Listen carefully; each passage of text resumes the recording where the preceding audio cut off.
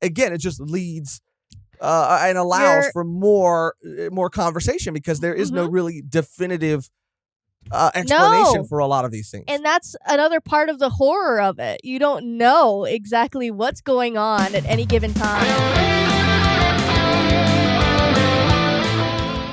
Hello and welcome to another spooky episode of Volume 1, the Anime and Manga podcast where we discuss and highlight new series each week. Today, for Spooktober, to get in the Halloween spirit. It's feeling Halloweeny in here. I'm feeling weenie. Oh. We are going to be talking about and discussing Tomie. Been struggling on how to say that. Tomie. Kind of caved under the pressure. Tomie seems to be how everybody else says it online. By Junji Ito. We're covering the deluxe edition, all 20 chapters, 20 stories that have spanned the course of 24 years. It's as old as me. That's crazy. I am Tomie. You kind of look like her today. And today, my name is Josh Succubus Michaels. And I am joined by... Mehgan Fingies Perrine. Why Fingies? There's some Fingies stories. There's one. There's one. Not some. There's one. Well, the Fingies turn into more Fingies. So it's like, you think about it, there are a lot of fingers. Right. In this story. Now, this isn't our first foray with Mr. Ito. Obviously, everybody knows who Junji Ito is. He is a horror icon. We've read Shiver from Junji Ito, and we've read Uzumaki from Junji Ito. I believe that is the extent of our Junji Ito reading. And so now, Tomie.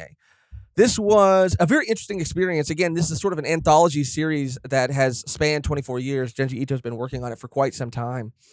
And I have thoughts. I have opinions. I have favorites. I have stories that I connected with more than others. But Mehgan, what are some of your thoughts on this series as a whole, I guess? This deluxe edition as a whole. So, obviously, these stories were sprinkled out through different other anthology series that Junji Ito's created. So, I think we were talking about it too, like, obviously, there is a sort of pattern with these stories with this character. So it only makes sense if you put them all together. You would see that more and more and more and more. But, when you remember that, this is sprinkled throughout, not necessarily not supposed to be all together. But when you read it all together, back to back to back to back, it can feel a little repetitive. But other than that, I mean, again, like, art untouchable. Twists really, really well, like done really, really well. And the character herself, I mean, there's little hints of lore sprinkled, but you don't really know exactly what she is. Like, it's never really confirmed. So that just makes it obviously, he's the best at making it eerie. So yeah. And just in case you don't know what Tomie is or who Tomie is or Tomie. We still don't know. There's going to be a lot of that throughout this episode. I pulled up a synopsis really quick just to read to you. Tomie is a femme fatale with long black hair and a beauty mark just under her left eye. She can seduce nearly any man and drive them to murder as well. Even though the victim is often Tomie herself, while one lover seeks to keep her for himself, another grows terrified of the immortal succubus. So, yeah, there is a lot of, like you said, chronologically, when you put this together, it does seem like it is being presented to you chronologically. However, I think because this is an anthology series, by the time you get to the end, it doesn't necessarily have to be chronological. It might not be. Yeah. My personal headcanon is that given the revelation and the events of the 20th chapter, the final story, it could imply that the first chapter isn't quite an origin story. I would agree. I think that I like the idea of it just being a cycle, I guess, of different, like, there's always a Tomoe Mm-hmm. at once. Like, there's always at least like 10 different ones in different locations, just because of the nature of like how she's able to make new versions of herself. If she's constantly, like seducing men, we all know what happened. I mean, if you don't know, we'll talk about it. But Yeah. something very specific happens when she, is able to do that. Mm-hmm. So, yeah. Yeah, we're not going to be able to go through every single short story, but we're going to talk about it as a whole generally, and then we're going to go through towards the end and talk about some of our favorite stories, our top 3 each, and then some honorable mentions. But for me, like you said, again, not to sound like a broken record, but yes, Junji Ito did sort of write these over the course of 24 years. So if you're reading these all together in this deluxe edition, I agree with your sentiment that it's something that you said earlier on in the episode, that it can get a little exhausting. Like for me, I found myself, because it starts to feel really formulaic, right? Like in the beginning, you're hooked by that first chapter. That first chapter is done so incredibly well, and does add this, this eerie, have this like eerie air about it. Something supernatural, something paranormal, something, demonic even is happening. Yeah. In this first chapter. And also, I mean, it's like, I love how Junji Ito does this with like something supernatural is happening, but what's even scarier is just like the groupthink that happened in the first chapter of like what humans can do. Like, yeah, let's just do this. And it's like that's like equally as scary. And he does that all the time. It just brings like this like scary side of human beings and like this like weird humanity to them. Right. And it makes them even like, oh, like, and that could be, terrifying. That could definitely be a commentary on that, but it could also be that, they were already under the effects of this supernatural spell. I have some thoughts and theories based on the first chapter, because the more we get to know of Tomie, the more we start to see how she operates, and that there are specific sort of continuity rules to how she operates, how she multiplies, what she likes, what she doesn't like, what she reacts to, how she can be sort of exterminated, or how she can be sort of taken out. But I will say that as it went on, in the very first chapter, I was absolutely hooked from the first chapter. And as it continued, it started to feel a little formulaic. But again, if you were reading this as they were coming out, or have the deluxe edition, or are curious about reading it and haven't read it yet, then I do think it's obviously something that you can sort of just, pick up and read a couple stories at a time. Yeah. And you don't have to read it from cover to cover. Yeah. And if you are a big fan of just like this character in general, like this is a great thing to have if you want to buy this for the collection. And I think also too, I do love anthologies for sure. Even if it's the same character, she's going to be like the main antagonist or the main conflict with like every chapter. So that's kind of where also too, it kind of feels like I know it's going to transpire, especially with her, certain things. But there are other ones that I didn't see things coming. We got little bits of lore, which I really liked. And there were some that didn't fall under her spell. So there was a difference there too. And I think that like we favored those for sure. Absolutely. And again, like it is presented seemingly chronological. However, I do think that is up to your own personal interpretation. Like for me personally, if you really do want to break it down, you can break it down as sort of a Tomie origin story, and then sort of her, if it is the same entity, because we do also learn that they share a consciousness, they share memories, they share. Not that they like to.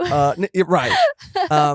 But the second sort of, I guess, chunk or part of the story could be Chunk. like her. A lot of chunks. A lot of chunks. It could be her like trying to figure out what has happened to her. If you take the events of the first chapter as an origin, her experimenting sort of with what has kind of happened to her. And then in the third and final part, you can really sort of start to feel the air of who she is and how she feels about who she is. Like, it is changed, and the story itself is changed, and the stories that are presented in this portion were some of my favorites, because she had already kind of, if you take it that way, she had already kind of come to terms with with what she was and who she was, or it is hard to talk about because it is not that straightforward. Because you could interpret it so many different ways. Like you interpret it that way, or if you do, if you look at it chronologically, like I just interpret it as Tomie is how I interpret mnemonic Tomie. device is just like EA. The first chapter was not the first time she's done this. And I think that she's been a thing for hundreds of years. I think that this is nothing new. And I don't even think that she's learning anything because she doesn't really have to. She knows how humans work and she's able to manipulate them. And she doesn't care. I mean, she doesn't care to better herself because she thinks that she's the shit anyway. So I just think she's like this like otherworldly being that's been around for hundreds and hundreds and hundreds of years and just causes havoc. And yeah, what I like and actually love about the story is that it is so open to interpretation, and a lot of things are left very vague, but and not that's like Junji Ito too. Yes, not overly vague though. Again, there is enough connective tissue between each story for you to tell that the creator Junji Ito did have and does have a really good idea. And sure, he might have been figuring it out along the way, but he's always had sort of these things that tie these stories together, or some consistency over the course of all of these short stories.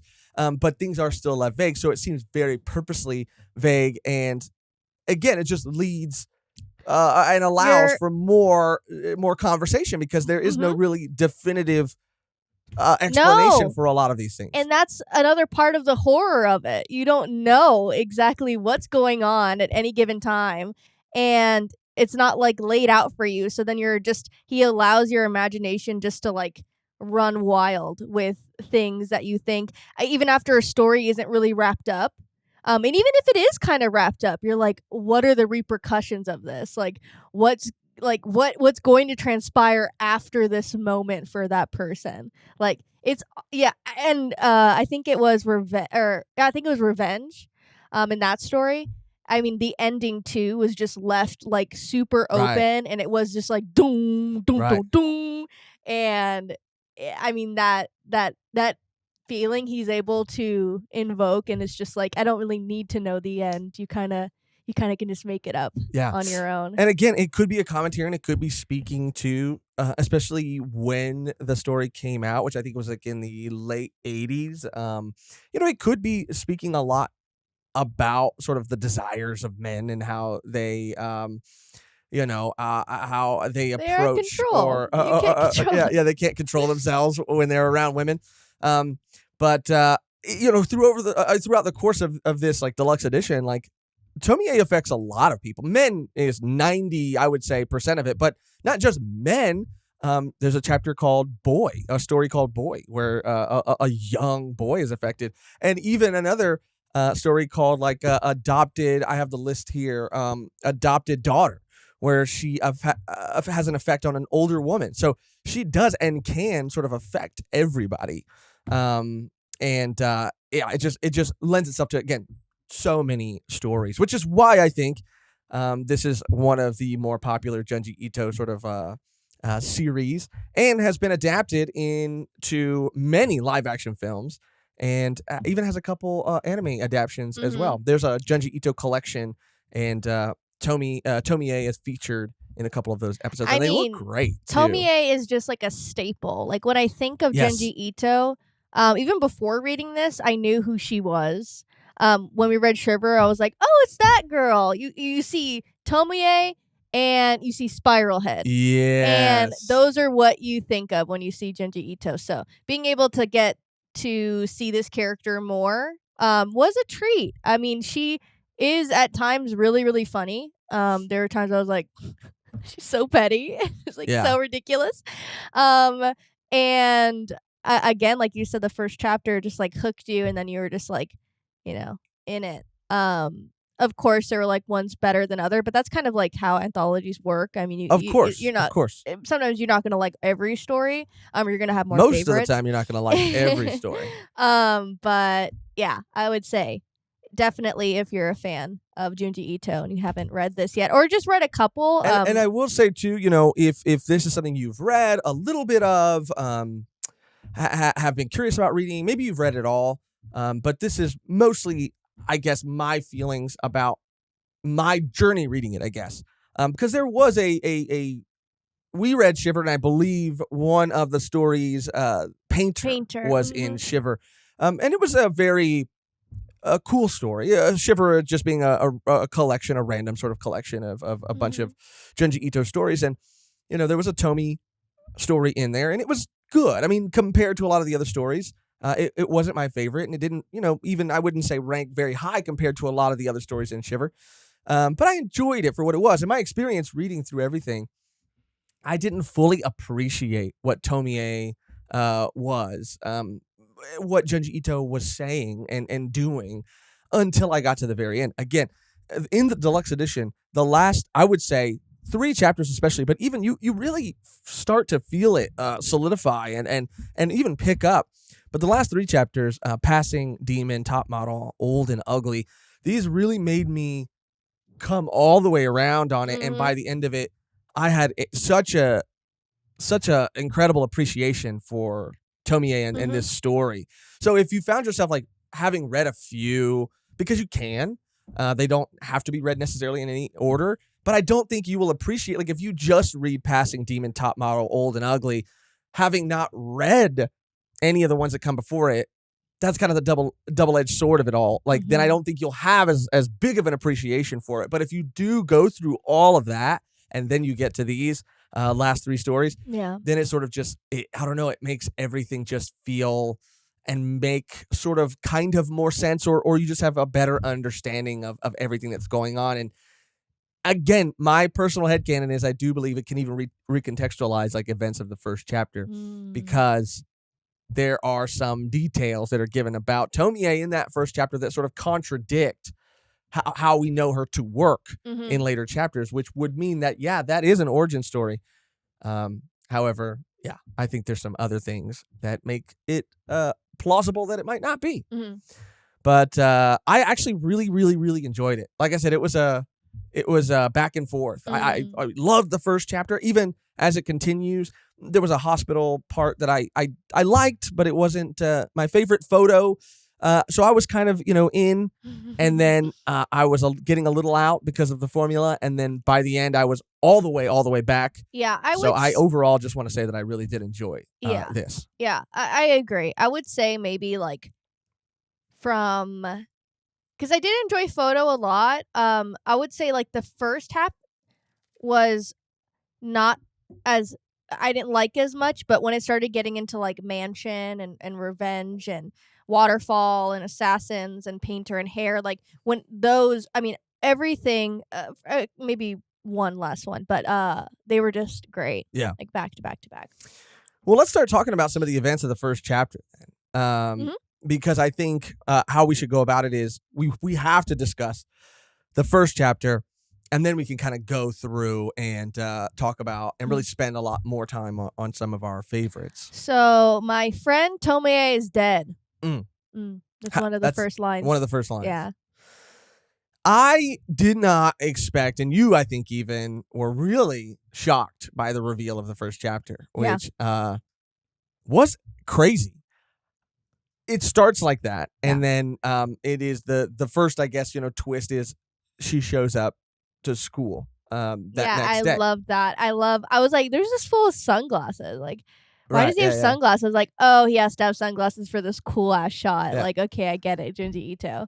Because you see the reflection of her in his glasses, and of course, everyone in the class, like, rightfully so. And what the reveal pays more to that, and you realize like why. I mean, they would be shocked regardless, but the fact of the events that transpire, I was like, oh, and you think about their reaction again, and go back and be like, oh, that is what I loved about this first chapter is the layers of reveals and how certain things recontextualize reactions as you progress through the story.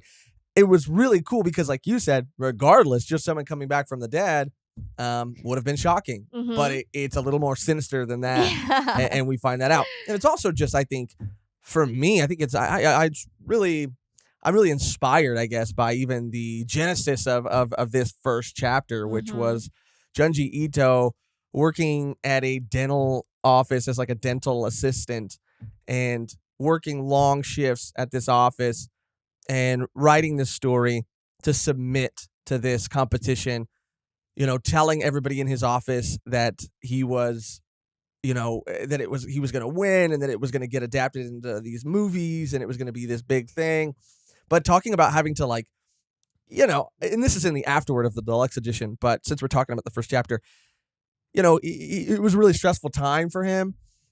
And he cared so much about this, and he was working really hard on this thing. And he had other friends that were mangaka, and one of them came over and pranked him by drawing over the pages, writing the pages. That's a really funny prank. Yeah, that's so funny. Yeah, it's hilarious. He said sarcastically, "What an asshole, dude!" I mean, doing pages and pages of homework, and then you're a sibling knocks on the door. Oh yeah, I erased everything you just wrote. Right. Or, that's with anything. Imagine working really hard on a painting, and then your other painter friend, who should know how hard it is to fucking paint, just comes in there with a red brush and just, I don't know how gets all Pollock on it. Yeah. I don't know. You gotta really think about who your friends are. I was like, is he a friend? He's trying to sabotage you, dude. Because he knew how crazy this story was gonna get. Yeah. Or he knew how far it was going to take you, dude. Yeah. Was he a friend or was he a hater? Or was he a foe? A friend or a foe? But he talks about, really being frustrated and going through everything and fixing it and erasing it, submitting it, and talking about how he ended up winning, I think, and then his luck. He thought that this was going to be his big ticket, and how the events that followed, he sort of had a lot of bad luck after that. He crashed his boss's wife's car. He was pulling into his complex. A definite theme of Junji Ito. Just people just running into horrible luck. The most horrible luck any one person can have. That is so funny because a lot of these people are just unlucky. He's writing from experience. Yeah. Maybe he met a Tomie. Maybe he's cursed. But actually, no, he's doing really good now. Oh yeah, dude, he's freaking killing it now. That he kind of persevered and continued, and here he is now, really at the top of the horror mountain when it comes to manga. Yeah, when you think about manga horror, you think about Junji Ito. He's the first person that comes to mind. Yeah, he's the king. And I would even say, when you think about horror in general, as someone who lives in the States, when I think of horror, the names that immediately, in terms of writers, I guess, or because of my childhood, R.L. Stine, Stephen King comes to mind for sure. And Junji Ito is up there as well.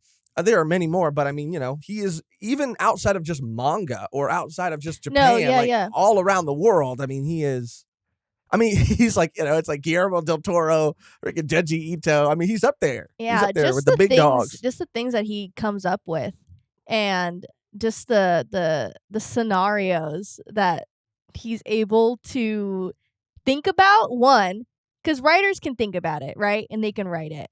But then to put it on the page and be able to draw it. We say this all the time, but that is the best thing that is manga. It's, you have the writer and the artist, and they're able to show their story and tell their story in a way that is just not a book. Right. It is something so much more personal, and it is personal because it's them. They have assistants and stuff, but it mainly comes from his mind. Well, he didn't have assistants when he was working at that dental office, and he talks about even when he submitted it, having to rush through traffic to get there so that he could submit it, which was he almost missed the deadline, then had to rush back to his job. This is what I find really inspiring and really endearing, is because, oftentimes when we see someone like Junji Ito or someone super successful in their field, I don't know. It's just always, we imagine that they've always been there, or that it must have been easy for them, or because they're so talented. Already, it was bound to happen.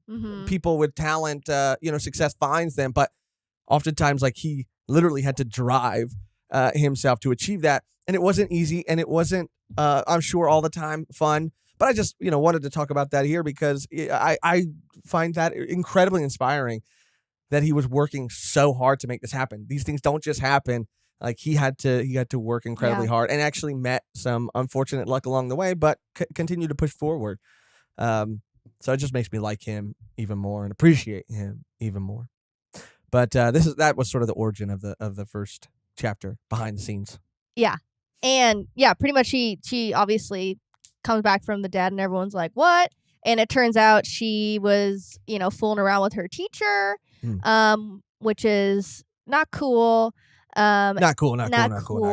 And they're on like a field trip and they pretty much her remains were scattered all throughout. They thought some like crazy maniac did this to her.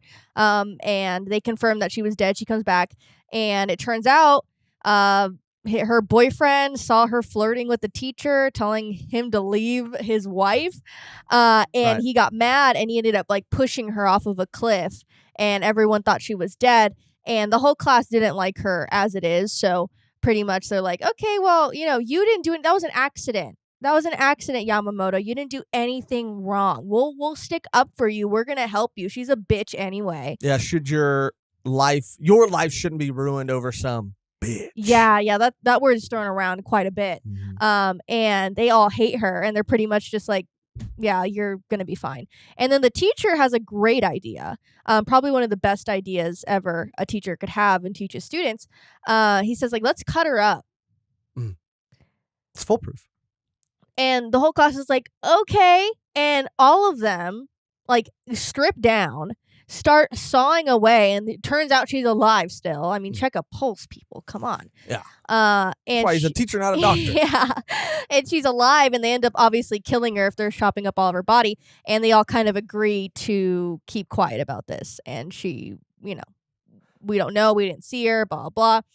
And then, Yamamoto, which is her boyfriend, ex-boyfriend, I don't really know their relationship, and one of her other friends are kind of like, this is like eating away at them because they want to confess. And everyone in the class is like, you better not confess because, we're all in this together. Like, whatever. Right. Then they sort of get this like mob mentality to like go after them. Yeah. And they're all kind of deranged. And I mean, that is the effect that Tomie has on everybody and people, which is why, again, because it was the men who cut her up. Now, a lot of people could say that this is why everybody has this desire to chop her up, because she is forced to relive her death over and over and over again. But there is, again, other things that lead me to sort of believe otherwise and are just fun to think about. Well, it's fun to think about too, because like I think I was watching, I forget what YouTube video, but when you talk about like, because these kids knew her since she was a child, so that is this origin story? Because we see that kind of come back later in a different way, or was it someone who had that idea in the past that did the same thing, or was that the beginning? The end was kind of the beginning, and then it went back into. Yeah, dude. Yeah, maybe it's a spiral and Uzumaki. Yeah. But I just want everybody to appreciate the layers of reveals and just how really incredibly well done I feel like they were. Just I was shocked. Her coming back, right, is one. The class reacting, they would have reacted regardless. Then people being stricken by guilt and two people saying she drives one person insane and then saying like, okay, this is our penance. We should confess. And then you think, oh, now it's starting to make sense because her body was chopped up. Oh, now it's starting to make sense. These two people had something to do with it. Yeah, these people did it. Then you go back and he is the one that pushed her over the cliff. But then you see like, oh no, everybody was in on it. And it's just like, again, the way it sort of dominoes and the way it sort of revealed is just really, really fun. Like, in terms of like a horror series or story, it was just really well done. Yeah, and you think that really it is just her being like a vengeful ghost that comes back in the beginning if you know nothing about it. And it turns out, obviously, like the more you know, her body was chopped up into so many pieces, but the girl moves far away to like some beach and she, looks around this rock and another Tomoe is forming and she's like, was that a girl or was that a boy? I think it was the same girl. I thought it was a boy. Oh, I think it was the girl that didn't like go actually insane. Yamamoto went insane, I guess, the boyfriend. Well, Yamamoto was her ex-boyfriend, or boyfriend or whatever. Yes. So maybe it was a girl. Maybe I think she just has short hair. Yeah. Maybe she just has short But hair. yeah, she moved away, and yeah, I think. Yeah. Anyway, go ahead. Sorry. No, it's okay. Yeah, she moves far away, and yeah, I think that's a girl. Yeah, She just has short hair. Yeah, she has short hair. And she sees another one forming, and it is so eerie because now we kind of realize that like maybe she's gonna follow everyone, or maybe this is just her nature. And how many pieces were found, and how many pieces were not, and there's still some sprinkled throughout that they didn't find. So they're just gonna be Tomoe's popping up everywhere. I like it. You could make a little series, like a I wrote what did I wrote down here? When all of her different forms. Well, yeah, I think that again, you can never truly. This is kind of the other like the horror. You can never truly get rid of her. No, It seems like there's always again, even in this first story, her body was chopped up into so many pieces and scattered everywhere. All it takes is one, not even body part. It's one piece. I mean, it's anything. And we do find out later that she can be, she can die, or she can be taken out permanently by fire. But again, if anything is left and not completely incinerated, then she can come back. So even here, by chopping her up, and that is the thing, by being doomed to repeat this fate of being chopped up multiple times, because that is what she ultimately drives everyone to do, she will always end up multiplying, because that is what will repeat. Yeah, and whoever is involved with her, I mean, they could think like, oh, I burned this one, and maybe nothing got away, but there's already hundreds of her. No, yeah, everywhere. That's just one story. What happened to the other Tomies that went off and have started living their own separate lives? Yeah, and it's crazy how she takes different names until she is just the age that she died, and then she just stays that forever, and she doesn't age because she doesn't need to. So I mean, it's just the cycle of like.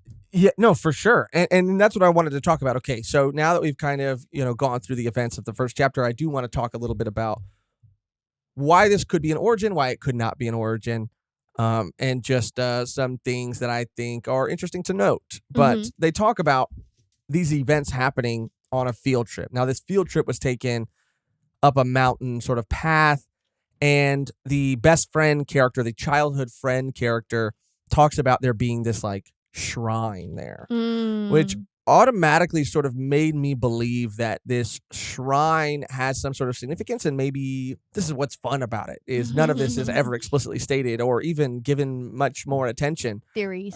But yeah, this shrine could have either been possessed by this entity, this energy, this demon, or whatever, and they were all sort of affected by it as they were in its vicinity, right? Since they were all up there, they all sort of started to get affected by it. The childhood friend talks about, since they were Tomie's only friend, only true, real friend, they were given the heart. So I don't know. That was also the same childhood friend that talked about the shrine. It just makes me believe that maybe someone, either the heart or the head or something, was maybe buried by this shrine, or just again being in its vicinity, and after these horrible events they were all affected, which led them all to have this sort of mob mentality to slice her up. But then that event was what allowed this entity to sort of like possess Tomie, or maybe again. So that's one theory for it, if it's the origin. But the other theory is, again, spoiler alert for the last couple chapters, is that one of these children, because you posed that possibly it could be that someone else was doing the same experiment, which we learn is someone who was wronged by Tomie, and their whole life was ruined because of Tomie, has sort of like vowed to get this any kind of revenge they can get. And one of the methods they come up with is injecting babies with Tomie's blood, so that theoretically they will age. And they do, to a point. So this could either be someone else having that idea, which is what you posed, but also it could be that it's just another one that he did that to, that wasn't mentioned or that got away, because we never really see in that story, and I know we're jumping all over the place, but in that story, there are 3 Tomies, and we see one get taken out. We see one get taken out, and we don't see the other one get taken out. We are told by the Tomie that we meet that she took them out, but we don't ever see it. I don't know. Again, this is the fun of it. It could be just another, because it would have had to have been a child. It would have had to have been younger than the Tomies we see in that story. So maybe it's just another child he did that to. I mean, it makes more sense in another town or another city or at another time. Yeah, it makes more sense that this might be the origin and the beginning, just because the other ones that do, use like their charms, she in this story, the way she was acting was just like a high schooler that was wanting to get after a teacher. She wasn't doing it to everyone. It wasn't like she had this confidence of being like, if I die, I'm just gonna come back. It didn't seem. I just think that she like, oh, I came back. That's cool, because she was already vengeful at that point. And she just turned into like a curse. That would make more sense, because you see her kind of living throughout her other lives as like a confident person, because she's like, oh, I'm untouchable and I know I can do this. And it could very well and very easily be her origin story, and it could be that simple. But again, it's never the mob mentality, the group thing that happens, and how all the men were so ready and eager to chop her up and in an instant, like that there wasn't anybody. And that's another reason why I thought it was a boy too, because I thought they were there for the chopping up, because he specifically said like all the girls go guard the vicinity and all the guys chop her up. But I don't know, not important. But anyway, yeah. I don't know. I think it could be that simple, but also, I mean, who knows? Maybe again, it was the shrine or this entity or this spirit that was there, but not yet possessing. Or she just became that through like the traumatic events, right? Because like ghosts can gain power, yes. We also know that trauma does cause her to split, and there's so many cool reasons and explanations for how she works, and I love that we get to slowly figure out and understand how she works through each story. Not every story, but every now and then you'll get a little tidbit, and you're like, oh, that checks out. And it's just really cool. Yeah, it really is. And like, she does pose as these different people, but we don't know if she believes that she is that person until she comes to her, like, until she remembers again that she is this powerful being, because we see her posing as different characters with different names. And then once she gets to a point, she's like, oh, I'm like, when she gets to a point where she's able to control people that way, she's like, oh no, my name is. Well, I think it's case by case basis, because we've seen her do it from the moment she's been a limb in a vat or in a whatever case, or a head coming out of a stomach. Right, we've seen her do it in multiple stages. I think it's definitely case by case basis, but I don't know. I just think it's fun, especially if you have read it and you know what we're talking about. I just think it's fun to kind of to theorize, you know. Because I think that's what's so well done about the quote unquote origin story, and how it chooses to begin and how it sort of chooses to end. It can sort of come full circle if you want it to. I do like the people in the story that do take it to that next level. Like the doctors, they take it to the next level by experimenting on this thing that they know is not a human. They know is not. It's something else. And there's a couple characters that do that, and I think that's really cool and really well done, versus just having like these things happen to these people and there's no, that's where it ends, and they're like, wow, that was fucking crazy. Remember that girl? And I appreciate that a lot, because it then just like opens up like, yeah, this would happen. If a head came out of a stomach and there's a human skull growing in a stomach where it shouldn't be, of course doctors are going to be like, okay, this is interesting. And calling it cancerous and calling it a cancer and using like acid and that not really working, and it's amazing. It's amazing. I really throughout found myself kind of wondering, who these people were that were being affected. Was there a reason that Tomie had chose them, that she had sort of wandered into their life? Some people are worse than other people, but some people seem to be, minding their own business, living their own life, doing nothing, really, incredibly wrong or bad. But again, we don't know. Well, we don't know what they were doing before we saw them. There's one particular story that, she did have that. She did do it to infiltrate a certain position and to gain an inheritance, which is like, that made me think like, oh, she does have this desire to place somewhere, I guess. Like, that was the first time you just see her kind of like, they explain like, oh yeah, she just likes to manipulate men and, to make herself feel better, and that's what she does, and that's really all she cares about. And then you see another story with I think it's the mansion, where you see like, oh no, she planned this from the beginning, and she knew that these people would take her in, and she knew that if she were to stick it out, because she knew that she couldn't die, she would be able to. I think that was Adopted Daughter. Adopted Daughter, that's what it was. Adopted But Daughter. yeah, that was one of my favorites too. Yeah. So let's go through and let's talk about some of our favorite stories. Again, there are in the deluxe edition, which is beautiful, and just an amazing physical version and collection of all these stories. It's for sure like all of his bound stuff, all the hardcover stuff that they release is just awesome to have if you're a horror fan, or if you're a Junji Ito fan, or if you're just a manga fan, because it's like just awesome. The covers are awesome, the art obviously, and they're just great to have in a collection. Absolutely. 20 stories. We're going to talk about our top 3 each. We won't be able to get to every single story, which sort of leaves you kind of getting not everything sort of spoiled for you or revealed, if it's something you haven't read yet, and something left for you to kind of read for yourself if you want to, if you're interested. Top 3 each, and then some honorable mentions. So we'll start with Mehgan.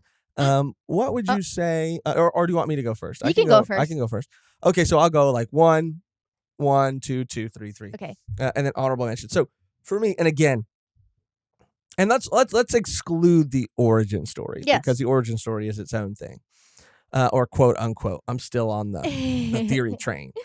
So we're excluding that. I would have to say, in no particular order, for me, if I had to say on gut reaction, what my number 1. Oh, number 1, we're doing it like that? Okay. I mean, there's no, I guess, rhyme or reason to it. But one of my absolute favorites, I will just say, one of my top 3, my first pick will be a story called Gathering. And again, you did like this one. I loved Gathering. And again, I don't know how much you'll appreciate Gathering if you just read it on its own. I think you have to read everything that comes before it to really, really appreciate it. Not to say that it still isn't a great story on its own, but after sort of going through, that's why I think the placement of this story is also so perfect, because it does sort of like after seemingly formulaic sort of like sequence of events, like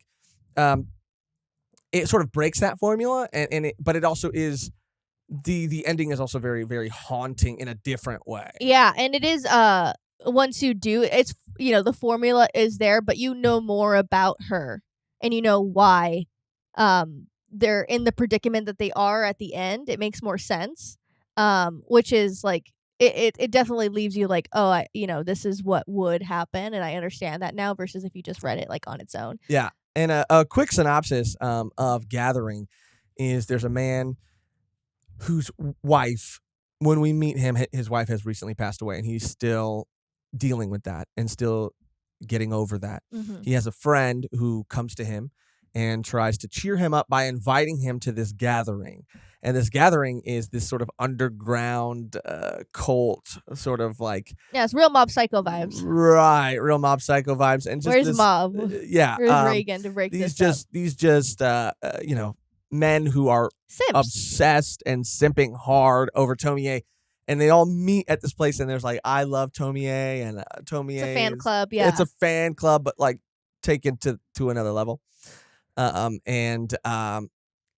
She has told them that she will reward them. She wants to collect more people.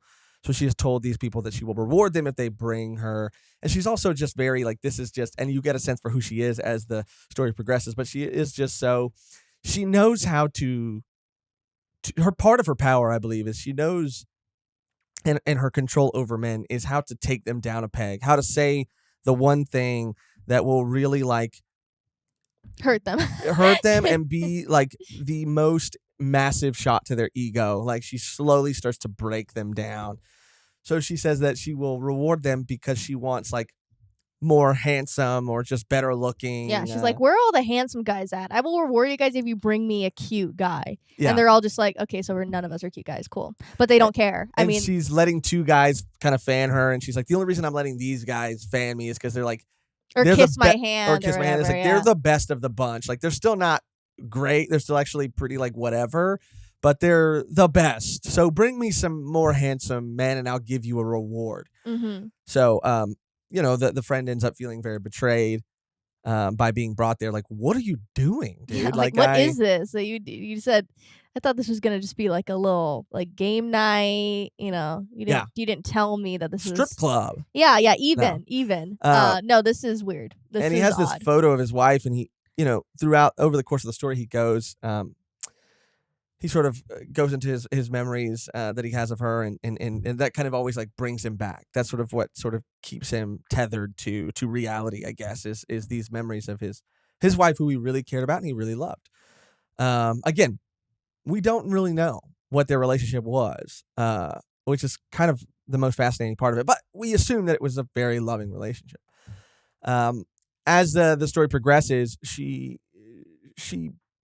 plays him hard at first. She's like really aggressive, and then she turns and becomes like, I guess, more vulnerable. But this is all, I think, part of her manipulation. Oh, of course, yeah, that was hilarious. I literally laughed out loud. I mean, there's a point where he's like, no, I'm not gonna do this, I'm leaving, and obviously she gets what she wants. So all the guys kidnap this guy and bring him back to the gathering, and he's in this room and he's all tied up, and she's just trying to coerce him into liking her.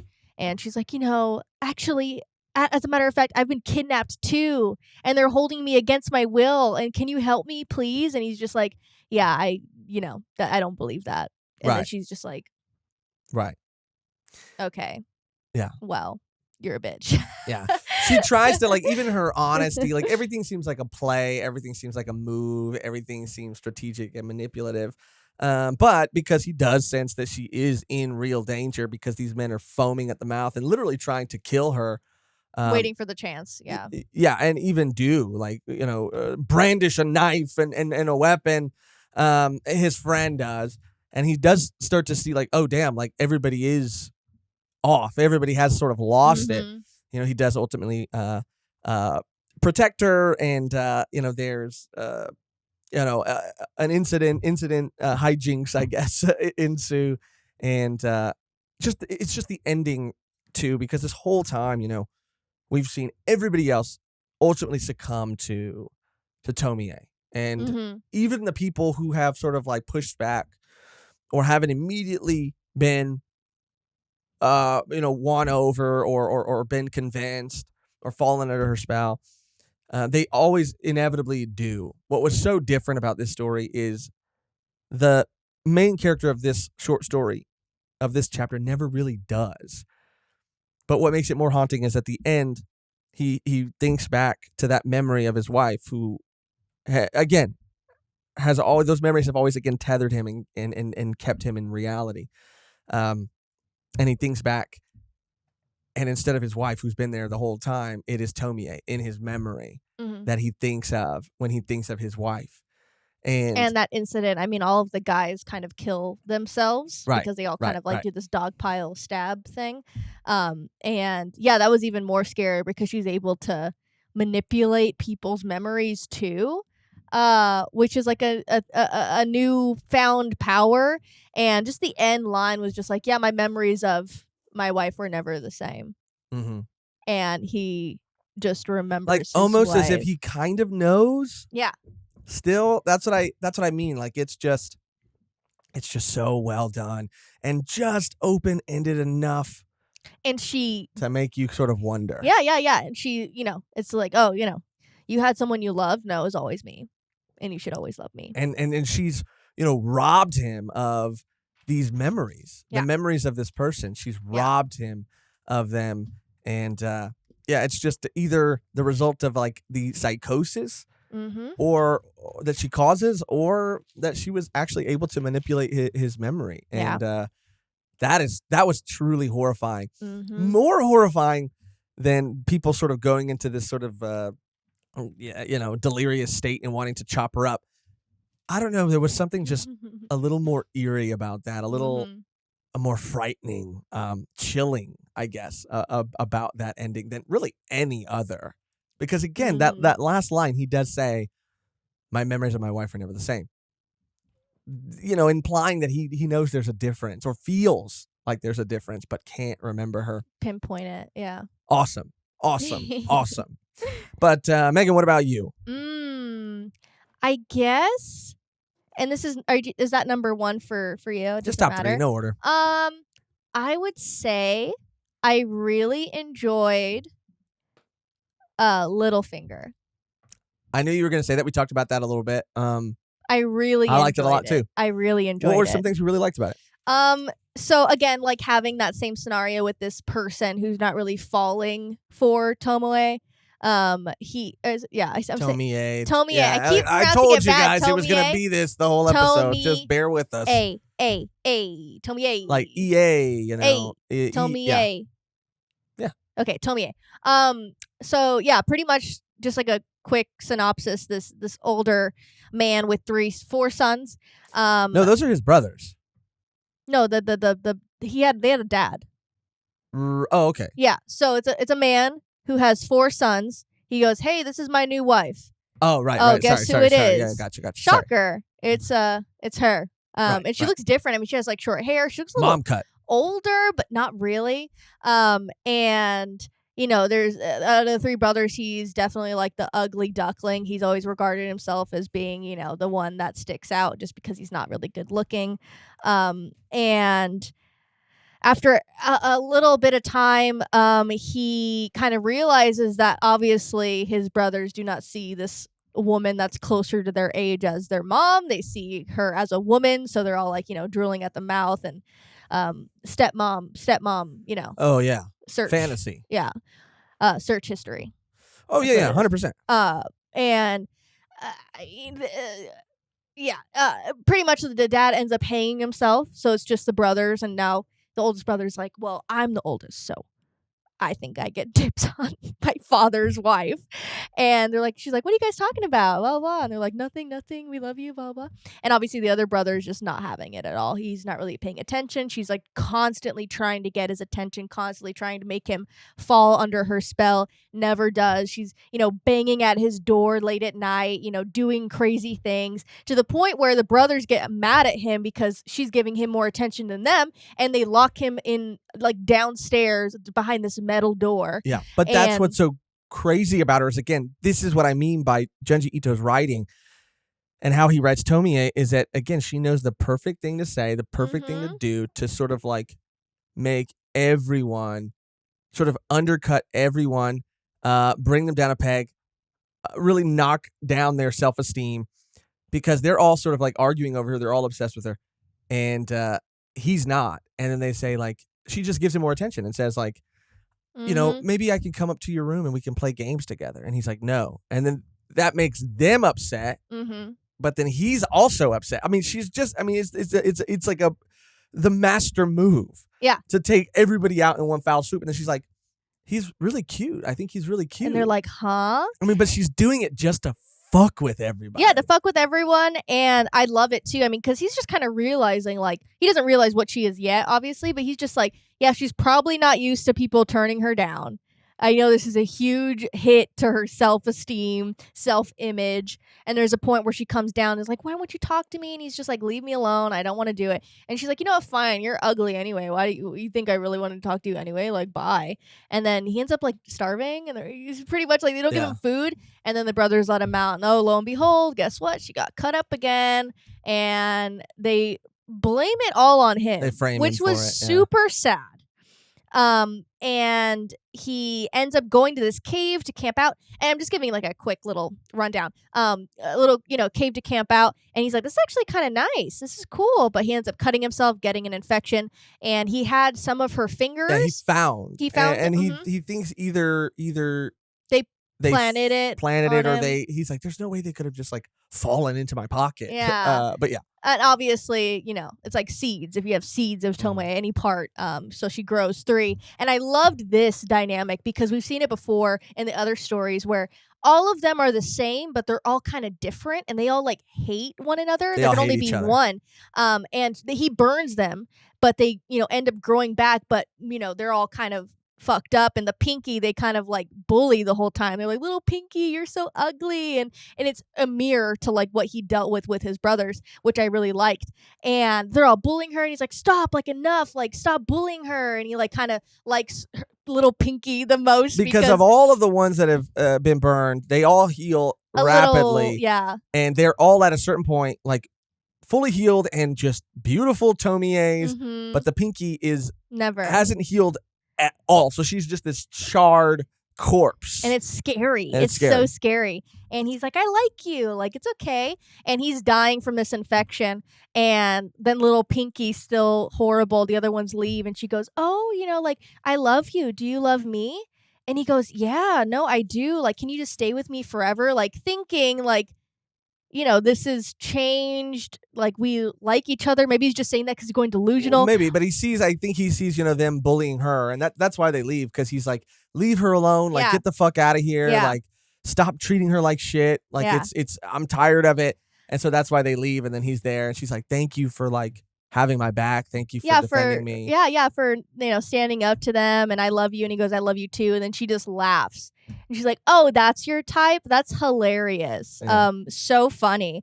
That's what you're into. I finally found something to tease you about. And then she just immediately was just waiting for him to say that back to her to turn into another beautiful Tomie. She heals right away. Yeah, she heals right away. Fully. And then leaves him. And he goes, yeah, I was going to die in a couple days, but she still left. And I just love that long game that she played. Yeah. She played the long haul and wanted him to admit that he loved her in any way. And it was so awesome. I loved it so much. It was, she's so petty. She really is. And there are so many chapters or so many stories when she leans into that I love the most. Yeah. That was one of them. There was another one, I think Boy, she kind of does that in. And there was one where she had like cuts all over her face. Oh, that might have been Boy, actually. That might have been Boy. And she was just, being almost Chucky-esque. I almost imagined her, like, in every other story, I imagined her having this very sweet, seductive voice where she's just, that's like the babysitter. Oh, the babysitter too. Yeah, the babysitter. One. Yeah, the babysitter. It was Boy and Babysitter that she felt like the most Chucky-esque. Because again, I imagine her being this sweet sort of girl in every other story. But in these two, she's already she's like deformed the whole time. So she's kind of just like, I imagine her having like a smoker's voice. And she's like, hey, boy, come over here. Give me a dress from your mom. Give me one of your mom's dresses. Because she just leans into this monster that she is. And it's over the top. It's like, it reminds me of all of those 90s horror movies like Chucky, like Freddy, like, or 80s one, even. I don't know. That one I think was the most for me that I could see her being actually like terrifying. Like that scene where she's chasing him on the beach. Right. I was like, hell no. Like that is so scary. And he even's just like, he's trying to play along with it. It's like, remember that The Visit? When they're they're playing hide and seek and they're like actually like having fun, but then they like end up being extremely terrified. Right. Like it turns from like it's like a tickle fight when you're like, it's funny, okay, stop. Okay, I don't want to do it anymore. Seeing it through like a child's eyes of just this woman like all carved up, just like chasing and playing tag with him was like so eerie. But yeah, Littlefinger for sure. One of the tops for me. Here's where we kind of I don't know, kind of run into an issue because why? I would really rank like the last 3 stories are your top in my list, but that's I only have 2 slots left. So, I mean, I would. Well, why don't I just say my next 2 and then we can just end on the ending because they're all kind of in chronological. Okay, so yeah, say your next 2 then. So I would say after that one, it would be the Waterfall Basin. Waterfall Basin would have been one of my honorable mentions. Yeah, Waterfall Basin amazing was chapter, amazing awesome story. because it just felt so. It felt like a scary story of like this like a legend, like something is. Like everyone knows something's not right about this place and this thing, but it just continues to happen, and it is just like this town's like, don't go near the cliff, it's just become that. And pretty much it's like traveling salesman comes to town, and you find out this is a reoccurring character that was in the past, her teacher actually, and he's going around selling bits of her and saying, if you plant this, he's talking to this old lady, if you plant this, have you ever wanted a daughter? She'll grow into a beautiful daughter. She'll be a little scary at first, but she'll grow into a beautiful daughter, and you can raise her as your own, and blah blah. And she's like, no. And all the townspeople were like, no, yeah, we're not going to do this. And until one actually buys one and then throws it out, and then the townspeople kind of chase after him, and they're threatening to like kill him or beat him up, and he just dumps all of the Tomie pieces into this like waterfall area in this lake. And obviously if you throw him in there, she's gonna grow over again. time. She's gonna grow. Yeah. And there's a lot of suicides happening at this waterfall, and it's all young men incidentally, and one falls in to save his friend, and it turns out there's just like a bunch of them just growing in this waterfall and eating people at the bottom of the lake. And eventually they grow, and they just like in the beginning of the deluxe edition you kind of see a panel of it, and they're all just beautiful, and they all just walk out, and they're all the same, and they go through this town, and then they don't do anything, they just walk away. That's what felt sort of like made it feel like a folk tale, was because they don't do anything. They just like you said, they just all get up and walk through the town and leave. And the people of the town don't know what these Tomie, what they have gone on to do. And they don't even know that they were the ones responsible for all of these people dying at this. They just see all these women. They've never seen it before, so it is just like, that was kind of odd. And I just like the concept of it being introduced in this story, that like someone would capitalize on this. Someone would try to sell pieces, and not just because they want to get rid of her, because you can't really get rid of her. They just want to make money off of this being. That's why I think we kind of disagree, because I don't think he was trying. And you could be totally right about that. That's what's beautiful about this story, is leaving it open to interpretation. But see, I don't see it that way. I don't feel like he was trying to make money on it at all, because he was also the person that was revealed to be doing experiments at the mansion, and he was sort of under Tomie's control, and she was requesting or demanding that he sort of run these tests over and over and over again. And that's why, they had lured that one girl there, and they had lured so many other people before, because they were really trying to figure out the extent of her abilities. Like what is she capable of? Is there a way to cure her? Is there a way to rid her of this? Is there a way to make it stronger, make it grow, pass it on? Like, well, so maybe I think that's this was part just another like experiment where he's like, okay, well, we're gonna just see what happens if a bunch of people, grow them, or if or maybe, I don't know, maybe they needed more bodies to experiment on. So, but yeah, I mean, you could be absolutely right. I don't mean to take away from what you're saying at all, because that is just how this story is. It can totally be that, but it can also be anything. Which is what I love about it. But if anybody else would have been trying to sell those pieces, I would be more inclined to agree with you. But the fact that it was that guy specifically makes me feel like, unless he was trying to get money for more experiments, or for Maybe. more equipment Yeah, to do more experiments. But yeah, I did enjoy that one. And I think my last one would have to be Revenge, just because it was Another honorable mention for me. it was so short and sweet, and you actually really got to see the conflict between this guy trying to fight this urge. I mean, he ends up doing it. But it's pretty much this guy's looking for his brother, and he goes on this journey with his other friend, and they find a Tomie. Tomie. I can't get it in my head. Tomie. And they find her naked on the side of a cliff in the middle of the snow. They're like, how she's dead for sure, and she's not dead. And they end up, helping her. And one of the guys falls under the spell like immediately. Yeah. He gives her his clothes. He's like freezing. He's getting frostbite. And he is just trying to save her. And there's a point where I loved this part where he offers to give her a piggyback ride, and she goes, "No, I want a piggyback ride from him." And the other guy's like, Yeah. "Well, okay, well, I can give you one. It's no problem." She's like, "No, but he's more attractive though." And it's just again, like shot to the heart, like just so like things that She goes right for the ego. things that you would think in your mind. You'd be like, "Oh, sure, but like, no, it's okay. Like, I wish that guy would give me piggyback ride." You think about it, and she just says it. She's just like, "I like him because he's more attractive, so I want to do it with him." And then she's like, "Okay, well, fuck." And he starts getting upset and jealous. He's like, "You like that?" It's like, bro, focus on yourself. You're freezing. Focus on yourself. And he ends up going insane and stabbing her. And they go to this cabin, and he's helping her out. And she's, flirting with him, and he ends up falling. "I want to cut you up," pretty much. And he does. And he's like, damn. He finds out that his brother actually left her there to die, but she probably chopped her up. Because did you mention that it was revealed that the reason they were out there in the first place was to look for his brother? Okay. And he's like, dang, do they have a connection? Did he really leave her out here? That's crazy. And he, he leaves the cabin after slicing her face, I believe. I'm pretty sure.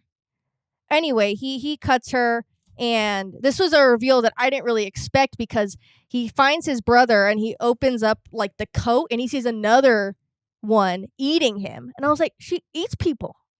I mean, That's to survive. what she was doing at the Waterfall Basin. And it was back to back, where it's like she just eats humans. I mean, obviously she can't maybe fish, but humans are better nutrients, so it doesn't have to be what is her favorite meal? Caviar. Yeah. She keeps demanding it, but it doesn't have to be that. I mean, she can eat people all day, and that can be enough for her. So to see that, I was like, oh wow, like it's really trying to survive until it grows, which was cool. And then it just kind of ends with a figure in the back of him when he sees his brother, and kind of just ends there. And I really liked that. And that twist of just another one. Yeah, this felt so completely separate and so completely detached from all the other stories. And some of them feel more connected than others, but this one just felt like it was taking place in a different part of the world with a different person. And that was what was so scary about it, is that now that we've seen, and that's what, I really liked about the Waterfall Basin too. It was because it almost did seem like this, we do know that Tomie, if these, again, assuming that they're chronological, this was the moment, the Waterfall Basin was sort of the moment that it was this like really, I don't know, this like a really crazy event that allowed for multiple Tomies to go into the wild and in the world, and just walk and plant themselves in different people's lives in different cities. I mean, there were so many of them, and then they could have gone anywhere. And so, you really think that in the after the Waterfall Basin, when you get to or I guess Revenge was before it, but that this is just another Tomie who has just wandered into somebody else's life so far away. Like, they're everywhere is my point. Yeah, and she they're said everywhere. even at one point in the story, like she was in Europe, and I mean, she said like she was probably lying about that, but I believe it. I mean, if she got on a plane and went to another place, she gets chopped up, there's more. It's just like a virus through the world and through people, and that's how she survives. And that was just awesome. And I like these because of, like, again, the lore, which we get to at the end more so. But yeah, I'm a sucker for that. So yeah, hell yeah. And of course, I mean, again, we're not really focusing on the art because there's just a caliber that you know what to expect when you're talking about Junji Ito, which I hope you guys know. It's just like when we're talking about like, yeah, she's eating him. It's like, yeah, she's eating him. Like, what a crazy scene. I mean, he just is able to have these like jump scares that aren't jump scares, but it's like, oh my god, it's terrifying. It's gruesome. It's horrible, and just like blood curdling, like nasty. Yeah. Which again, I guess leads me into my, I guess, the final two of my list. If I had to stick with that and pick two, I would pick Passing Demon and Old and Ugly, but you need Top Model in the middle there for it to make sense. So yes. The final three stories of the deluxe edition are Passing Demon, Top Model, Old and Ugly, in that order. Passing Demon, really what it's there for is to show that there's this mysterious figure in black who you kind of assume is the teacher, or I assumed was the he's teacher. Popped up at least 3 times throughout the story. And he has been running this experiment. You see that there are all these children, or this one specific family in the beginning that has a child that is a young girl, the youngest we've ever seen. 3rd grader. And that has grown and is starting to look exactly like Tomie. It causes, the father, who is a drunk, to start to question the mother's loyalty or faithfulness, I guess. And it just causes all of these problems. And she even has the personality of Tomie, and that we find out that wasn't always the case. Yeah. She looked like she mentioned like she looked like you, and then she just changed. So we find out that there's this man and then we also find out that there are other little girls in this town that look like Tomie as well.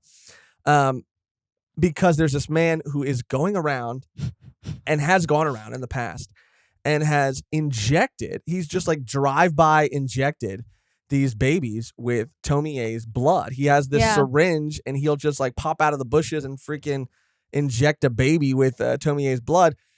And over the course of, I think a few days or whatever, they slowly just turn into Tomie, and then they will age accordingly.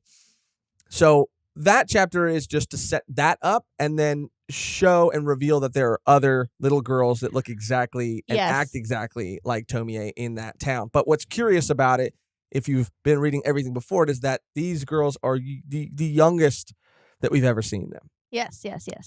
Yeah. And I did like that, how he was experimenting to that they would age accordingly. Not just when you cut her up, then she would just be her when she's fully grown.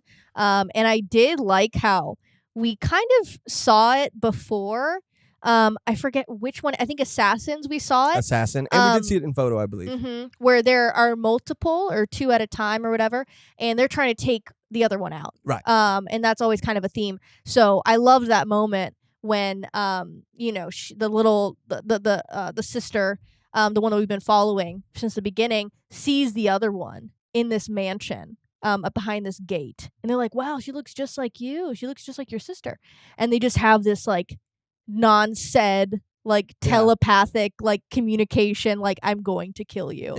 And that part, I was like, ooh, it was so like goosebumps, like, oh my gosh, like just the like blood curdling eyes, like, you shouldn't be here. Right. Yeah. You shouldn't be here. Yeah. Like it was like a it was like a monster. No, yeah, it was awesome to see, because you know what they're capable of, and you know what's going to happen when they're how they fight each other is by making other people go crazy enough to fight for them, and it is just crazy to see. This is where you use an anthology, I think, to your advantage, and this is, I think, what is so awesome about being able to compile these stories into one deluxe edition, because you sort of like, you've trained the brain, and this might have been purposeful, it might have been accidental, but either way, it worked so well. And again, this is how you use an anthology to do things that you might not otherwise be able to do. Just taking advantage of the format, I guess, because you've trained the brain. My brain was trained at this point to just take that story as its own thing and appreciate it, loved it, liked it a lot. And the next story, Top Model, seems to be a completely different story about a completely different person doing a completely different thing in a completely different situation, part of the world, whatever. Which again is how everything has been happening so far. The story itself was pretty good. Essentially, very quick synopsis. There's a model who wants to date a more beautiful woman. On his level, he says. I need someone on my level. Yeah, he's a little cocky. He's a little full of himself. He's a very famous, popular model. His friends hook him up with Tomie, who sort of negs him and doesn't, again, really hits his ego, hits him where it hurts. And she causes someone else to go crazy, slash him across the face, ruining his modeling career. He tries to get back at her by slashing her in the face. However, she heals. This drives him insane. So he sets her and him by accident, I guess, on fire. And at the end, he's just this charred man staring into a lake at his own reflection. His life has been ruined, and he has vowed to do whatever he can to get revenge on Tomie. I really did feel the spiral in this story a lot more, because every other time it did feel like more of a mania. And in this, it felt like she was going directly for his ego. Exactly. He wasn't completely under her spell. No, he was just pissed. He was just pissed, and he met someone. I mean, they're like so similar. Where he's like, you think you're on my level? And he's like, well, and he like talks back to her, which is like the first time we've seen it. Right. And he doesn't say like, you're so beautiful, I want to cut you up. He's just like, no, you probably don't want to get in front of photographs because you're not that beautiful, and you know that. And obviously she doesn't like photos because it shows her true nature. Paintings as well show her true nature. So, he's just jabbing her. She's jabbing him back. And they're just at the same level of ego, I guess. Yeah. And it was cool to see. It was really cool to see. And that's why I really felt it. And it was different when he finally did. Because it took something happening to him first, which was being slashed and his career being ruined. Giving him, again, as a character, more motivation to want to get back at her. So because even though it wasn't her, he knew or had a feeling that she was somehow involved, because when he saw her again, she laughed and made fun of him and wasn't sympathetic at all. Was just like, damn, that's a fucking nasty scar. Like, you look terrible. So when he ties her up and slashes her, like you really feel the hate, feel it, yeah, not the love, right. I guess, quote unquote love. Oh yeah. You really feel it, that this guy is just unwinding, and less so that he is falling under the spell. He's falling apart.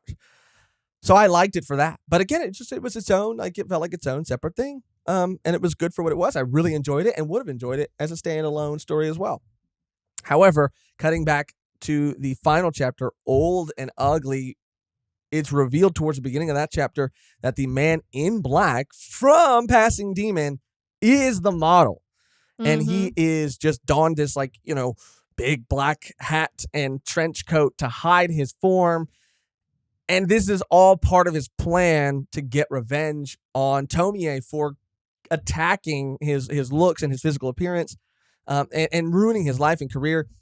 His plan is and he feels like he has figured out a way by injecting these children with her blood to make her grow old, and then he is going to watch her grow old and then make fun of her. The long neg. Yeah, the long neg. And throw it back in her face and basically take her. He's going to watch her youth be taken from her. He is going to be able to look at her in the eyes as an old, decrepit woman once her looks, her power to him have been taken from her. And that will be the ultimate revenge and a satisfying sort of like price, I guess, or satisfying payment for what was taken from him. Yeah, he has this relationship with her sister. And he just says, like, keep her, protect her, because they want to kill each other. I made a bunch of them. Protect her. One of them's got to survive. Yeah, one of them at least. And obviously, we find out later that he also has told the other ones, whoever their families are, to protect her too. And he has this relationship with his sister, and they end up because she keeps going out, she keeps wanting to live her own life, obviously, and they end up tying her up and saying, like, just keep her fed or whatever, she's gonna stay here forever.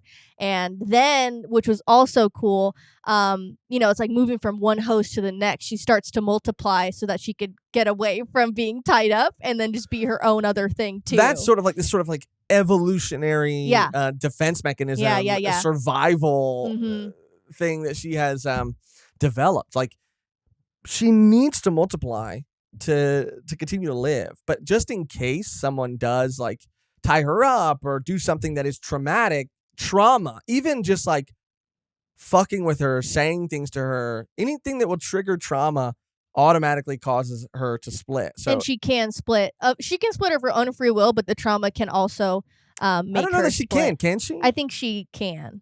Maybe. I don't know. I don't know that she can, because I don't know that she would want to. Because that every time that has happened, like in Photo, when it happens, she says like, cut this thing off of me. Yeah. And that was what was so cool about Photo, is that's what it was about Photo. She starts to grow another Tomie from trauma. The people think it's like some sort of tumor or something. And she is saying like, cut this tumor, cut this cancer from me. You're right. And then they find out, the reveal is that it's not the thing growing out of her that is the tumor, but it's the tumor calling the host, the main Tomie, a cancer, a tumor. And we see that again, I think in Assassin. When she goes like, just bury me as I am, because she knows she's going to regenerate. And then the other one that grows is just like, no, like burn her. And he's like, well, I want to listen to that one. And she's like, no, she's a bitch. Don't listen to her. That's what was so Which funny face are you gonna listen to? Me or that one? Burn her. And he's just like, okay. And then just that, like that thing growing out of her is calling the other thing, the tumor, the monster, the crazy thing is that was like, oh, okay. That was kind of crazy too. So I don't know that even if she would ever want to. Like, she doesn't. She wants to be the one. She wants to be the one. And it starts to grow, obviously, and then they find out a way to just like, they put her in a block of concrete, so that she can just stay there. And they're playing the long game. I mean, these two are like together until they're like, one's 100, one's 80 years old. They're just chilling in front of the cement block, waiting for the day to open it to see her old and decrepit. And they end up doing it. And the model's like, I'll do it, fine. And he opens it up, and you think, we're being shown that she has aged and she is old and ugly. He gets his revenge. Yeah. He, to him, sees what he has wanted to see. Yes. And then it cuts to the sister, who's old as well. And she says that there's nothing there, that there was nothing there. And she noticed a crack with air that was flowing from the floorboards to the outside. And that is how Tomie must have escaped. Even more haunting than, like you said, they're playing the long game. Their whole lives. Their whole lives. They don't even have, when it comes time, like they don't even have the strength to crack the cement block open. And it is just there's such a feeling of just like sadness. Their entire lives, like Tomie again has sort of won, because their entire lives have been thrown away. She's like, I live in everyone's head rent free. For real. She's like, they've dedicated their entire being to just like revenge. And at a certain point, what was really cool about it is that when the man in black and realizes that this is the last Tomie of his bunch in that area, at least, that has survived, he convinces the sister to enact this revenge with him, because she has slowly been turned into like a maid that just waits on Tomie hand and foot. So he's like, don't you want revenge too? Don't you want to see her get old? And don't you want to look her in her old eyes too? She's like, yeah. And so, I mean, it was just how he was able to sort of like infect her. Yeah. And how they both sort of just commiserated and lived in their misery and made just this like revenge, the reason for their being, and for that revenge for him at the end seemed to be worth it. He got what he wanted, but it was something that didn't exist and wasn't there, and something that the sister saw as not real. Was just, and that's how, it ends. I mean, it shows the clear difference between like human beings and this like not worldly being. It's like you spend your whole life thinking about this person, and even in hair too. I mean, we find out that this dad has locks of her hair, and he's like, the only girl I've ever loved. He has a family. He has a kid. How many years he's been thinking about her, and it's just taken up his whole life. And she's able to just infect people's lives. Yeah. And she just gets to get cut up and live hers. And it's like, that didn't even matter to me. None of you matter to me, but I matter so much to you. Yeah, and there's always a level and always a point before it gets too crazy that it seems believable that there are these like twisted people out there who would keep locks of a girl's hair in a box or whatever. But then it just kind of gets crazier and crazier and crazier. But that's also part of the horror for me too. Is like, have they turned yet? Are they under the spell yet? Or is this just who they are? Exactly. Like, where is the line? Like, where is that? And that's what he's able to do so well. He just shows like this could be an aspect of like a human being thinking. It's like some people do this shit and they're not under spells. Like it's just their brains. Like it's just the way they're living their lives, the things that they're doing, the actions that they do. And it's just like fascinating that he's able to capture that, but also add a level of like horror to it, of something like completely that could never happen. You're seeing happen and unfold. Well, before we go on for too long or too much longer, we'll get one honorable mention each. You could just say in a couple words. Sure. We don't have to go through and give details or anything. But just in a couple words, why it's an honorable mention, why you love it so much. We'll do one each. Do you want to go first, or do you want me to go first? You can go first. So if I had to have an honorable mention, this is tricky because I would say there are. You already mentioned Waterfall Basin and Revenge, which would have been, and I really do like Photo a lot. I really like Photo a lot. But the only reason I'll have to say Adopted Daughter. I was gonna say too. I was gonna say Adopted Daughter as an honorable mention is just because there is again another reveal that isn't super heavy-handed, and I think for its also sort of veering from formula and its sort of end game and its sort of like its sort of way of showing you that this one character who has been a part of the story, who was supposed to be this really sweet, caring person, revealing their true nature subtly. Yes. For all those reasons, like because the actual like big, I guess, the thing that's at the forefront of the story isn't the most interesting. It's the person sort of lurking in the background. The just regular human that is doing these atrocious things. Right. And it sets it up where you think like, I was kind of excited because the setup was like this rumor about these two, grandparents who have adopted kids and they all die. Under mysterious circumstances. And they show this like, there's rumors they like suck the youth out of them and that's how they kill them. And I was like, dang, if this is true, then when she comes in the house, they're dead. Like they're gone. Yeah. Like they're doing this crazy shit. Like I was ready for like, I don't know what. But it turns out that their maid, who's been with them for so long, wants the inheritance. So she's been killing these girls with poison, pretty much. But again, the way it's revealed is so subtle. I know. And even if you've read it, it might not be something that you picked up on the first time because, you do start to put things together like, oh, yeah, all the other girls have died under mysterious circumstances. And like she is poisoning Tomie. And you think she's poisoning Tomie because Tomie is a bitch and has been so rude and been a nasty little shit to her. Yeah. So you kind of think like, oh, yeah. That's the only reason. It makes sense why she's poisoning her. But then you think back and you're like, oh, she was probably, because it's never explicitly stated. Yeah. I mean, it is heavily implied, or you would assume. But yeah, you're like, oh, she is the reason that, or probably and most likely the reason why all these other girls have died too. You're like, wow. So again, it's not even, Tomie isn't, she is a monster in that chapter, but there's another monster lurking in the shadows. Exactly. And I that's love why that's up there for me too. Yeah, I love how it ends, obviously, because the grandpa ends up killing her, Tomoe, and he kills her, and the maid's like, "What are you doing?" Like, "Oh my god!" And she obviously survives. And at the end, the people in the town are just gossiping like they always do, and they go, "Yeah, damn, it was a shame that he killed the maid, but at least they had a daughter, and she's gonna get that inheritance." And I was like, "Oh, Yeah. wow, Yeah." Like, she won. Everyone won. She always wins. Yeah. She will always win. But yeah. Another scary thing about it. Mm-hmm. Well, that's going to do it for our discussion on Tomie and the deluxe edition.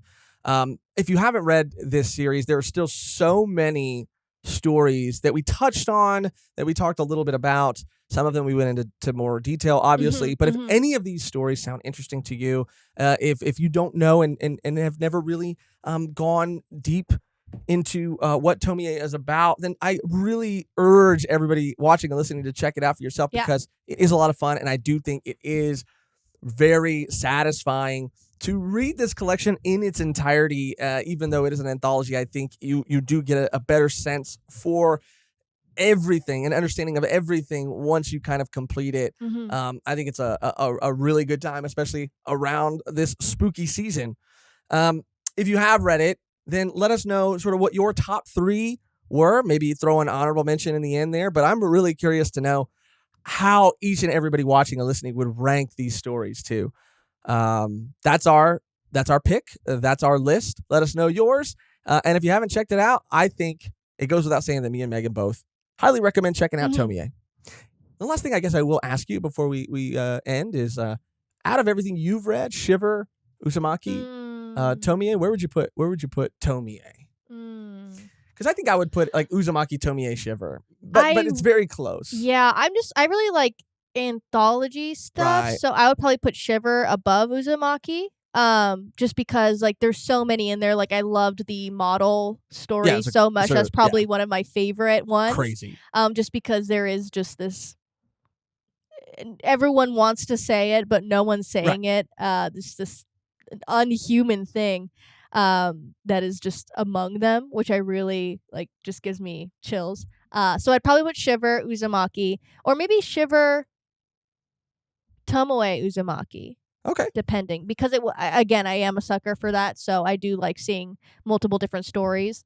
But yeah, I think I would have to go. I mean, Uzumaki and Tomie are really close, but I think I would put Uzumaki first, Tomie second, and then I would put Shiver at the bottom of my list. That's what's so funny about like talking about it or asking you, is because we have it on you have it on the top and I have it on the bottom. So I mean, let us know that too. Whatever you read, where does Tomie rank in all of what you've read of Junji Ito? But that's gonna do it for our Tomie Deluxe Edition discussion. We are almost done, but we are not done yet. Before we go, we do have to shout out. We do have to thank our wonderful, amazing, beautiful Patreon and YouTube members. Thank each and every one of you guys from the bottom of both of our hearts for all of your support. We wouldn't be able to do everything that we have been doing, especially recently, without you guys. You guys give us the financial freedom to do as much as we do, and hopefully at the quality that we are able to do it at. And that's down to time. That's down to having a more open schedule, I guess, to be able to kind of cover things as they happen. And down to the equipment. Like, we just wouldn't be able to do these things without you. This show would not be what it is without you. So our deepest thanks goes out to you guys, because again, without you, this show would be it wouldn't be the same. Wouldn't be the same. It'd be a very different show. So we thank you so much from the bottom of our hearts. Love you guys. We love you guys so much. If you are not a Patreon or YouTube member, and you would like to become one, all you got to do to become a Patreon member is go to patreon.com/volume1pod. All you got to do to become a YouTube member is hit join somewhere next to the subscribe button on this video. You get a lot of perks. You get early access to all of our episodes, and you get access to an exclusive bonus video and audio podcast, Volume 1 Extra, where we talk about everything, anime, manga included, but also behind the scenes stuff, anything else we're watching, anything and everything. Honestly, we talk about everything on Volume 1 Extra, and it comes out bi-monthly, twice a month.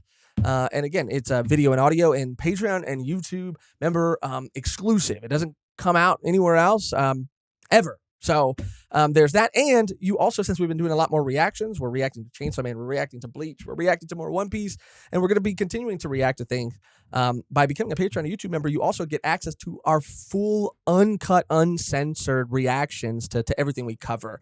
So if any of those things sound interesting to you or you just want to show your support, you could do that by going to patreon.com/volume1pod to become a Patreon member, or to become a YouTube member, click join somewhere next to the subscribe button on this video. All of those perks are available at our lowest tier on both places. But if you're at a place in your life where you cannot show your support financially, or you just flat out don't want to, it is totally okay. Never feel bad about that, because there are plenty of other things you can do to show your support that mean just as much, that you can do for absolutely free, that Mehgan will tell you all about right now. I wanted to wait for pause for dramatic effect. Yeah, if you have no more Tomie's pieces to spare. Okay, Mehgan. All you have to do is comment on any one of our videos, like, subscribe, even if you haven't yet. All of these things help us out so much. Any comment is accepted and loved. It could be a period, it could be an emoji, it can be a comment about your thoughts on the series that we're talking about on any one of our videos. It helps our algorithm out so much, and helps our videos spread throughout YouTube, much like Tomie. So yeah, think about that. But it does help us out so much, and we do have social media as well: Instagram, Twitter. We have a great Discord community if you want to join that, if you want to talk all about anime and manga, or just anything you want to talk about in your life. We have great people in there holding it down for us, and we would really appreciate it.